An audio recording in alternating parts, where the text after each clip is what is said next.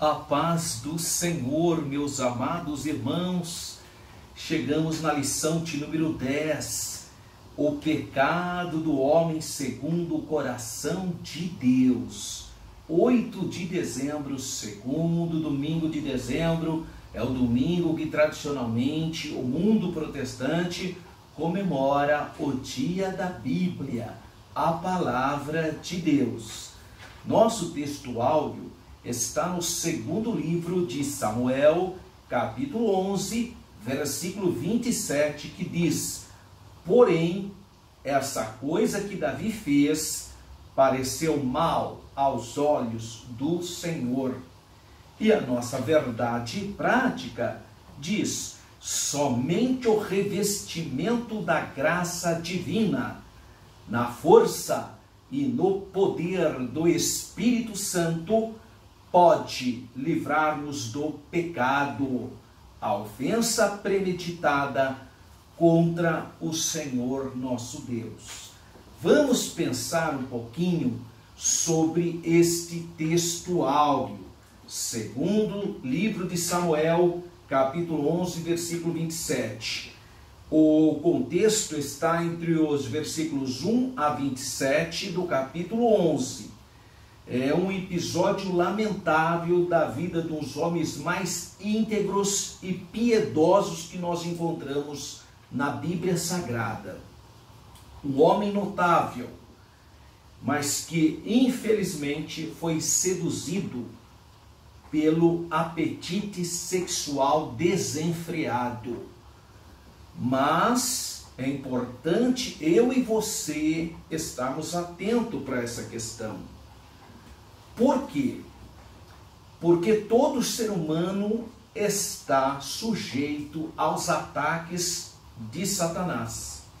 São aqueles ataques que os mesmos instrumentos que o diabo utilizou contra os nossos primeiros pais, Adão e Eva. São aqueles 3 elementos identificados pelo apóstolo João na sua primeira epístola, quando ele fala: não ameis o mundo, nem no que no mundo há, porque quem ama o mundo e as coisas que há no mundo, o amor do Pai não está nele. Porque tudo que está no mundo, e aí vem o problema, a concupiscência da carne, a concupiscência dos olhos e a soberba da vida, não é de Deus, obviamente, mas do mundo. Mas o mundo passa, bem como suas concupiscências.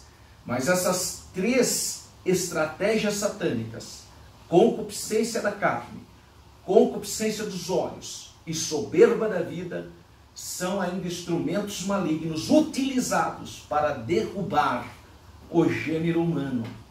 E Davi, embora seja um homem segundo o coração de Deus, uma pessoa piedosa, fiel, mas no momento de lazer, era para Davi estar na guerra, mas ele estava lá no palácio, no Monte Sião, observando o público lá de cima, porque o palácio ficava na parte mais alta. Ele observou uma mulher. E aí ocorreu a concupiscência dos olhos, ocorreu a concupiscência da carne, despertou um apetite sexual extremamente passional, e a soberba. Como rei, ele achou que poderia possuir qualquer mulher, inclusive aquela que fosse casada. Então essas forças utilizadas, essas armas utilizadas por Satanás, continuam sendo utilizadas hoje. E muita gente está sendo derrotados como Davi foi derrotado. Muita gente tem caído nessa mesma cilada. Após ver a mulher que se banhava, Davi foi tocado por um apetite sexual desenfreado. Gestou ali a concupiscência da carne. E aí o que ele fez? Nem perguntou se a mulher era casada ou não. A soberba, né? Como rei, ele achou que tinha o direito de possuí-la. E possuiu. E a mulher engravidou, só que a mulher era casada. Então, uma série de ações pecaminosas. E ele tentou dar um jeito nessa situação. Ao invés de se arrepender, voltar para o Senhor, ele quis consertar a situação. E, irmão, a Bíblia diz que um abismo chama outro. Ele acabou de cometer adultério, agora para ele tentar corrigir o adultério dele, ele pede para que o esposo da mulher venha da guerra, porque ele estava na guerra, para que ele estivesse e coabitasse com a sua esposa, e aí o filho seria dele, não seria de Davi. Então essa foi a tentativa de Davi esconder o seu adultério, o seu pecado. O problema é que o marido de Betseba, a mulher que ele possuiu, ele era um homem muito, como a gente diz aqui no Brasil, né, um soldado muito Caxias, né? Então, ao invés de ele ir estar com a esposa dele, ele: não posso ir para minha casa, desfrutar do meu leito conjugal, enquanto meus companheiros lá no exército estão guerreando. Então ele não foi para casa. E o rei Davi, que tinha já feito todo o seu plano, ficou com um plano furado, né? E aí ele entrou em desespero. Davi entrou em desespero total. Ele força a barra para que Urias vá na casa dele e deite-se com Betseba, porque aí, teoricamente, ninguém ia saber de quem era o filho. Claro que ele sabia que era dele, porque a Betseba disse que ela estava gestante. Mas Davi tentou dar um jeitinho na situação. O problema é que Urias não foi para casa. Aí Davi, em pânico, um abismo chama outro. O que ele fez? Escreveu cartas para Joabe colocar Urias numa situação que ele morresse na guerra. E o comandante Joabe obedeceu a ordem do rei e Urias veio a ser morto na guerra. O que Davi fez? Imediatamente tomou a viúva como sua esposa. Foi uma outra maneira dele tentar encobrir a situação. Sinceramente, a corte de Davi deve ter percebido, irmão.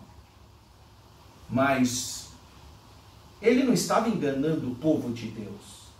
Essas atitudes eram uma verdadeira agressão à santidade do Deus de Israel. Por isso que o nosso textuário diz: porém essa coisa que Davi fez pareceu mal aos olhos do Senhor.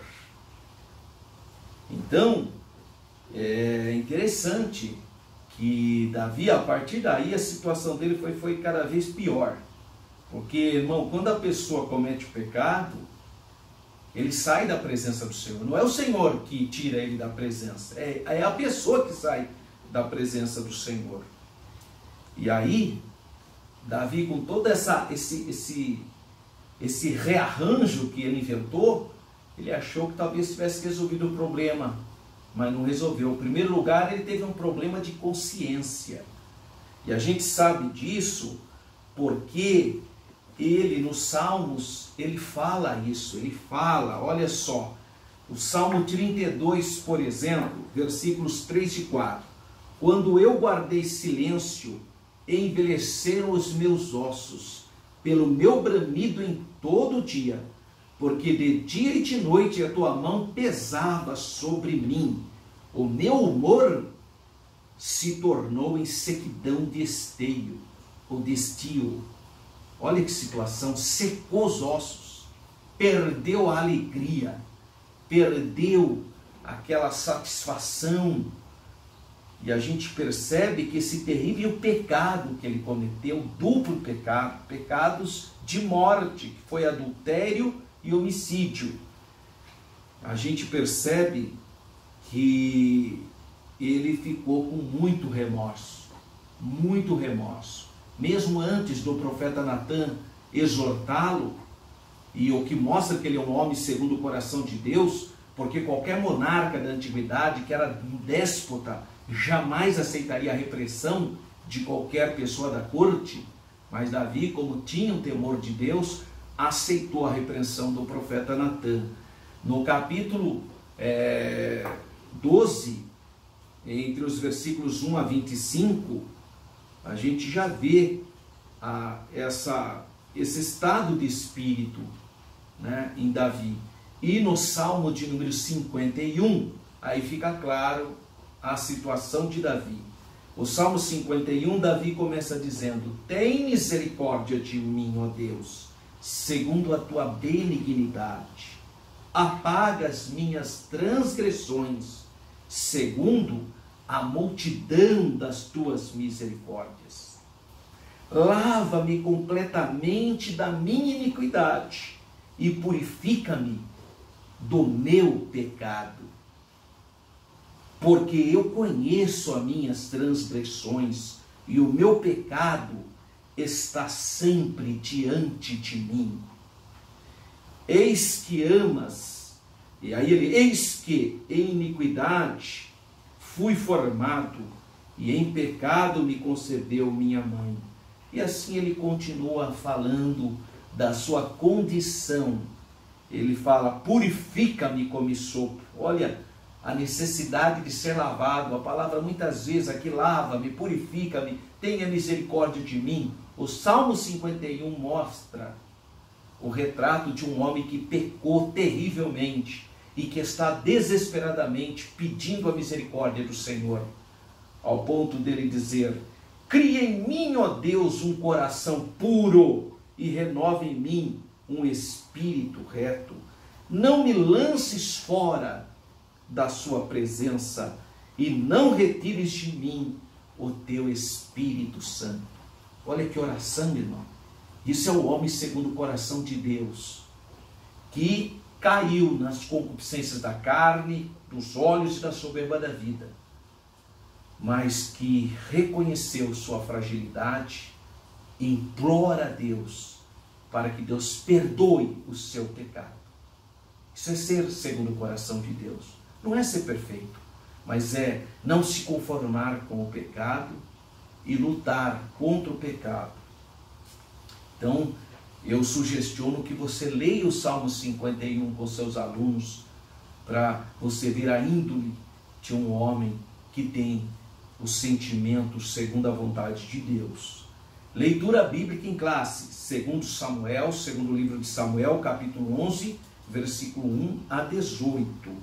Objetivos específicos. Primeiro, mostrar que Davi é o homem segundo o coração de Deus. Segundo, descrever o ambiente em que Davi pecou. E terceiro, qualificar o adultério e homicídio cometido por Davi. Há uma interação com o professor, não há ambiente ou lugar em que estejamos seguros demais para não pecar. Isso não existe. Em qualquer local que você está sujeito às setas do diabo. Por isso que nós temos que estarmos atentos às palavras do Senhor Jesus: vigiai e orai. Embora salvos em Cristo, ainda convivemos num corpo não redimido, naquela percepção de transformado. Isso que é corruptível será transformado em incorruptibilidade, mas por enquanto nós estamos ainda nesse corpo corruptível. E estamos aguardando então, almejando a redenção eterna, onde o nosso corpo mortal dará lugar a um corpo glorioso. Enquanto isso não acontece, estamos com as nossas lutas, com as nossas tribulações e sujeitos a muitas situações. O ponto central desta lição nos incentiva a que estejamos revestidos da graça divina. O apóstolo Paulo aos Efésios, ele diz assim: revestivos de toda a armadura de Deus. Olha, então nós temos que estarmos cheios do Espírito Santo para resistirmos ao pecado. Portanto, essa lição nos encoraja a perseverarmos na fé, sob a direção, sob o poder, sobre a graça do Espírito Santo. Há uma introdução. A Bíblia não se limita a descrever as façanhas de seus heróis. E eu quero que você faça essa reflexão comigo. Eu sou da área de história, eu sou historiador e pesquisador. Minha formação é historiador e pesquisador pela Universidade de São Paulo. E na minha área, a gente lê muito registros de reis, de religiosos, e sempre a figura, essas figuras desses heróis, sempre é uma figura de enaltecimento. Então, se você vê a história dos reis do Egito, venceu os etíopes, venceu os núbios, venceu os hititas. Então, só mostra o lado positivo dos reis. Como a Bíblia não é simplesmente um livro de história, mas a verdade, então ela vai pegar o maior rei de Israel e vai mostrar que ele era um homem falho e vai apontar quando ele cometeu erro. Isso mostra a diferença da Bíblia das outras literaturas. A Bíblia, então, não se limita a descrever as façanhas de seus heróis, mas revela igualmente os seus pecados, erros e fragilidades. Homens como Noé, Abraão e Jacó cometeram graves faltas na sua caminhada espiritual. A Bíblia não esconde isso, mostra. Davi, embora ungido do Senhor, embora um homem segundo o coração de Deus, ou seja, sensível às coisas de Deus, almejante pelas coisas espirituais, infelizmente deu lugar ao diabo e veio a cometer gravíssimas falhas. O Senhor Jesus nos orientou: vigiai e orai. A presente lição, então, vai mostrar que um ser escolhido por Deus para algum propósito não está acima dos ataques deste mundo tenebroso. Não está. É imprescindível, portanto, estar cheio do Espírito de Deus e vigilante em todo o tempo. Ponto central: somente o revestimento da graça divina, na força e no poder do Espírito Santo, pode livrar-nos do pecado. Vamos pensar então no primeiro tópico da nossa lição, segundo o coração de Deus. Ponto 1, o homem segundo o coração de Deus. Então a expressão segundo o coração de Deus quer dizer, ou fala a respeito de alguém que almejava pelas coisas de Deus, que colocava as coisas espirituais em primeiro plano, que procurava agradar ao Senhor. Então a Bíblia declara que Davi é esse homem que se esforça para agradar o Senhor. Davi era um rei que agradava a Deus, porque em tudo ele priorizava as coisas de Deus. Ou seja, o Senhor estava em primeiro plano para Davi. Davi sabia esperar, seu coração sentia segundo os sentimentos do Senhor. Ele não se apressava, não agia precipitadamente, não frustrava os planos divinos, nem buscava sua própria vontade. Mas ele agia de maneira moderada, equilibrada, de maneira consciente. O líder, segundo o coração de Deus, tem intimidade com Deus. O Senhor quer dar-nos pastores segundo o seu coração, pessoas que querem viver na plenitude, no centro da vontade do Senhor. 2. Davi era o escolhido de Deus, mas infelizmente deu lugar ao adversário. Davi era escolhido de Deus, isso é fato, mas infelizmente ele cometeu pecados gravíssimos, o que mostra que um exemplo de que um líder espiritual está sujeito também a situações de adversidade. A grande diferença entre Saul e Davi é que Davi se arrepende e Saul não. O Salmo 51 então revela esse arrependimento. Enquanto o nosso corpo então não for plenamente transformado, nós estaremos sujeitos a essa situação.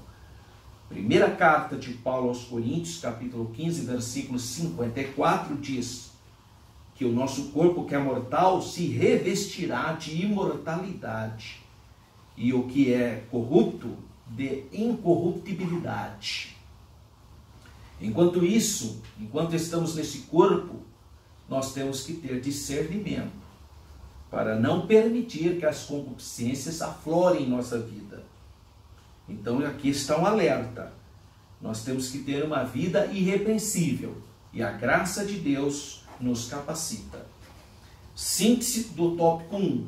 O homem segundo o coração de Deus era o escolhido, mas infelizmente deu lugar ao diabo. Nós temos um subsídio didático-pedagógico. Tópico 2. O ambiente em que Davi pecou.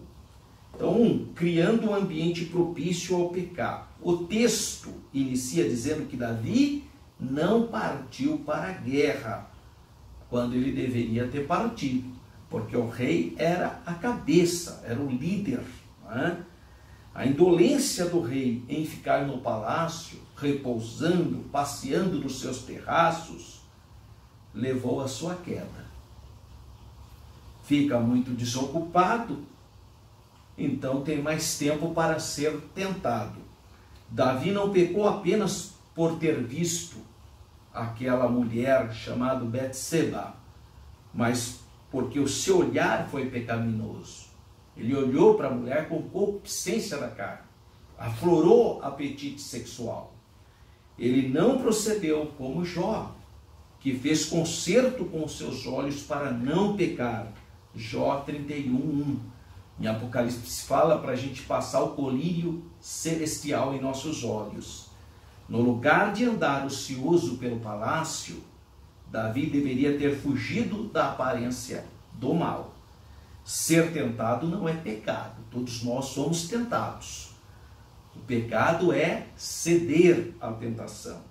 Até Jesus foi tentado, mas o problema é ceder à tentação. Jesus não cedeu à tentação. Jesus enfrentou e derrotou e repreendeu o diabo usando as Sagradas Escrituras. A tentação pode vir tanto de fora do mundo como do diabo, quanto de nós dentro de nós. Tiago 1,14. Então veja, tem 3 procedências. A gente pode ser tentado por Satanás, ou pode ser tentado por você mesmo. E às vezes o grande inimigo nosso é nós mesmos. 2. Os meios que contribuem para a prática do pecado. Em geral, quando uma pessoa começa a desejar o pecado, ela aprofunda esse desejo. Fecha-se para as coisas de Deus, levando o Espírito Santo a retirar-se dela. Assim foi com Davi. Ele indaga sobre a mulher que se banhava e, por meio dos seus poderes, sua soberba, ele ordenou que a buscasse. Ele mandou buscá-la, mesmo sabendo que se tratava de uma senhora casada. Nada mais podia detê-lo no caminho do pecado. Mesmo a informação de que Betseba era mulher de um dos seus oficiais mais fiéis, Urias o Heteu. Nessas condições, Davi já estava longe de Deus. A soberba da vida tomou conta dele. Todas as ações descritas no texto mostram que ele abriu a porta do coração para o pecado e não desviou seus olhos da vaidade. Frente ao exemplo de Davi, e de acordo com a Bíblia, o cristão deve fugir do pecado e resguardar-se em Cristo, pois somente Ele é quem consegue vencer os ataques do maligno. Resumo do tópico 2. Davi criou um ambiente propício ao pecado e deu vazão aos meios que contribuem para essa prática. Lamentavelmente, temos um outro subsídio bíblico. E o item 3, o adultério e o homicídio praticado pelo rei Davi. Pecado gera pecado. No Salmo 42, versículo 7, é dito que um abismo chama outro abismo. Então a prática do pecado vai gerando pecado. Ao tomar ciência de que Betseba estava grávida, aí Davi vai criar um plano para, tudo errado, né? Para entrar em outro problema. Para esconder a gravidez provocada pelo adultério com Betseba, Davi força Urias a deitar-se com a esposa. Porque aí ele podia dizer, bom, mas o marido dela esteve com ela, né? Ele fez isso por 2 vezes, porém sem sucesso. Em outra tentativa, ele se dispõe a embriagá-lo. Olha que situação. Olha a metodologia empregada por um rei. Mas mesmo assim, Urias não foi para a casa dele deitar-se com a esposa. O oficial se revela um soldado fiel e honrado, contrastando com as atitudes perversas do rei. Por fim, Davi revela sua face mais cruel. Escreve uma carta e ordena que Urias entregue a carta para Joabe. Em outras palavras, Urias levou a carta da sentença de morte. Olha que coisa mais cruel, mais absurda. E Urias era fiel mesmo, né? Porque se fosse um soldado atrapalhado, ele abria a carta e ia ver o que estava escrito, né? Mas ele foi fiel, levou a carta sem lê-la. E na carta o rei orientava ou sugestionava que Joabe colocasse ele na frente da batalha para morrer. 2. Homicídio de Davi. O pecado de Davi foi tomando grandes proporções. O rei entrega Urias nas mãos de Joabe, que por seu turno coloca à frente da peleja, uma peleja, sentença de morte. Esse ato não matou apenas Urias, mas também outros soldados. Ao ser informado da morte do seu fiel oficial, Davi se manifestou bravo, né? No primeiro momento, aí talvez só para fazer também média, né? Mas depois já, né? Veja bem, né? Fazer o quê? A guerra é assim mesmo. Paciência, né? Então você percebe que é uma atitude de uma pessoa dissimulada, né? Muito feio. Davi plantou uma grande injustiça. E como eu sempre digo, e como a Bíblia nos ensina, quem planta, colhe. O pecado destrói, o pecado corrompe, o pecado desfigura a pessoa espiritualmente. O homem segundo o coração agora fazia a vontade. O homem que era segundo o coração de Deus, agora estava fazendo a vontade de Satanás. Olha que situação. 3. Davi e seu comandante. Experiente em guerra, Joabe sabia que o pedido de Davi era uma trama maldosa. Ali a máscara de Davi caiu diante de Joabe. Esse não o verá mais como um rei santo, como um rei piedoso, como um rei fiel, mas como alguém com caráter duvidoso, que acabara de fazer um pedido muito sujo, um pedido muito antiético, um pedido cruel. Joabe era um assassino, pois havia tirado a vida de Abner. Davi acabara de igualar-se com ele. Olha o nível que Davi chegou. O rei de Israel não era mais o rei modelo, espiritual, excelente. Joabe não somente poderia blasfemar de Davi, como não mais poderia ser repreendido pelo rei a respeito de Abner. Porque se o rei Davi fosse falar alguma coisa, Joabe, você matou Abner por traição. E você, o que você fez com a mulher do Urias e o que você fez com Urias, né? Então a história de Davi e seu comandante Joabe nos mostra que os servos do Senhor devem proceder fielmente em tudo para que o nome de Cristo não seja blasfemado. E quem é líder precisa tomar cuidado, porque se você comete uma falha dessa, os seus liderados, você perdeu a autoridade, porque o pecado mina a autoridade. 4. A tentativa de Davi para evitar as suspeitas do seu pecado. Em seu pecado, afundando cada vez mais, depois de 7 dias de luto, Davi imediatamente vai lá casar com a viúva, com a Betseba. Ele pensava afastar qualquer suspeita de um relacionamento extraconjugal. Porque aí o homem morreu, então vou casar logo, porque aí tudo bem se ela ficar grávida. Mas ela já estava grávida. É importante dizer que Betseba teve grande participação no pecado de Davi. Ela não se resguardou, mostrou-se também pecaminosamente. Era uma mulher também que tinha os seus planos. Isso pode ser comprovado pelo texto de 1 Reis, capítulo 1, versículo 11 a 31. Tudo poderia ter passado despercebido perante o povo e logo esquecido. Mas o autor sagrado o contraria dizendo em 2 Samuel 11, 27, que é o nosso texto áudio: porém essa coisa, essa tramóia, essa estupidez, esse pecado que Davi fez, pareceu mal aos olhos do Senhor. Que coisa tremenda, irmãos. Deus é santo, né? Onisciente, sabe tudo, vê tudo, ele viu. Os que pecam às ocultas, pensando que ele não vê, engana-se. As Escrituras declaram que todas as coisas estão nuas e patentes aos olhos daquele com quem temos de tratar. Que Deus tenha misericórdia de mim. Que Deus tenha misericórdia da sua vida. Síntese do tópico 3. O adultério foi a causa do homicídio executado por Davi.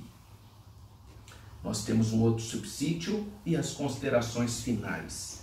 O registro do pecado de Davi revela a perfeita justiça de Deus e de sua palavra. As Escrituras mostram que a prática do pecado é sempre desastrosa. Portanto, evitamos a ociosidade. Desenvolvamos os dons úteis à obra de Deus. Confessemos os nossos pecados, pois quem oculta o pecado torna-se mais grave ainda. Se esse for o caso de algum dos nossos alunos, ou mesmo de qualquer líder, procure o seu pastor, peça ajuda. Não fique aí nessa situação. Davi ficou basicamente sofrendo toda sorte de chantagem, porque tinha cometido um pecado tão terrível. Mas quem confessa o pecado, quem confessa a sua transgressão e deixa, alcança misericórdia. Que Deus continue abençoando ricamente a sua vida, os seus alunos, sua família. Eu quero convidá-lo para a nossa aula de formação continuada, que é ministrada todo sábado a partir das 16 horas, na Assembleia de Deus de Campinas, Rua Pastor Cícero Canuto de Lima, número 160, Parque Itália, Campinas, São Paulo. Convido você para acessar o nosso site www.professoralberto.com.br. Acessa, também compartilhe essa videoaula, dê um joinha aí, né, dá uma curtida, e nós já estamos preparando a nossa 6ª caravana para Israel em novembro de 2020, se Deus nos permitir. Nós pretendemos viajar do dia 16 a 24 de novembro de 2020, daqui a um ano. E se você quiser já fazer parte desse grupo, entre em contato com a Renova Turismo. São $3.290. Você pode dividir até em 22 vezes. Telefone de contato, olha aí, 019 98372 1193. 019 3241 2424. Faça a sua inscrição. Eu não levo um grupo muito grande. Meu grupo tem no máximo 30 pessoas. Tá? Então, põe lá o seu nome, comece a pagar direitinho, se preparar, porque uma viagem dessa, você tem que se preparar, não é? Então, se prepara, se organiza, para que você faça uma viagem abençoadíssima. Que Deus continue suprindo suas necessidades. Fique na paz do Senhor.